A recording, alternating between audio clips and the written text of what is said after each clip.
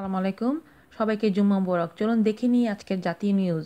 দেশের সকল মূর্তি অপসারণ করতে হবে। ৯৫ ভাগ মুসলমান দেশে কোনো মূর্তি থাকবে না। এবার দেশে স্থাপিত সব ভাস্কর্যকে মূর্তি আখ্যা দিয়ে সেগুলোকে অপসারণের দাবি জানিয়েছেন ধর্মভিত্তিক সংগঠন হেফাজতে ইসলাম। সুপ্রিম কোর্ট প্রাঙ্গণ থেকে ভাস্কর্য সরিয়ে নেওয়ার কয়েক ঘণ্টা পর রাজধানীতে শোকরানা মিছিল থেকে এই দাবি জানানো হয়। এই সময় হেফাজতে ঢাকা মহানগর শাখায় আমিরুল নূর হোসেন কাশেমি বলেন, ৯৫ ভাগ মুসলমানের দেশে রাস্তার মোড়ে মোড়ে কোনো মূর্তি থাকবে না, সকল মূর্তি অপসারণ করতে হবে। শুক্রবার জুমার নামাজের পর বায়তুল মোকাররমের উত্তর গেটে এই শোকরানা মিছিলের আয়োজন করে হেফাজত। গত ডিসেম্বরে সুপ্রিম কোর্টের প্রাঙ্গণে স্থাপিত ভাস্কর্যটি বৃহস্পতিবার দিবাগত গভীর রাতে সরিয়ে নেওয়া হয়।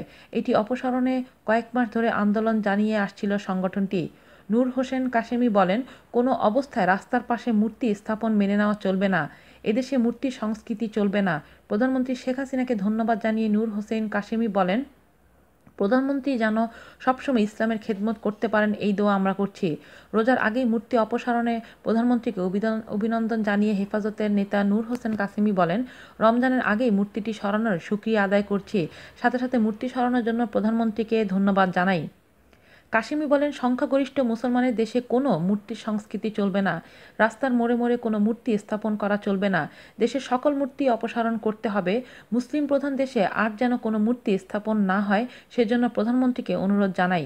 এর আগে হেফাজতে ইসলামের কেন্দ্রীয় যুগ্ম মহাসচিব মুফতি মোহাম্মদ ফয়জুল্লাহ বলেন, সুপ্রিম কোর্ট প্রাঙ্গণে থেমিসিস দেবীর মূর্তি স্থাপনই সংবিধান বিরোধী, ধর্মীয় উস্কানিমূলক, এটা অমার্জনীয় অপরাধ। আমরা মনে করি এটা অপসারণের জন্য বাংলাদেশের সর্বস্তরের জনগণের দাবি জানিয়ে আসছে। এই মূর্তি স্থাপন করে যারা অমার্জনীয় অপরাধ করেছে সেটার দায় কেন সরকার নেবে? আজ এ পর্যন্তই। ভালো থাকবেন সবাই। আল্লাহ হাফেজ।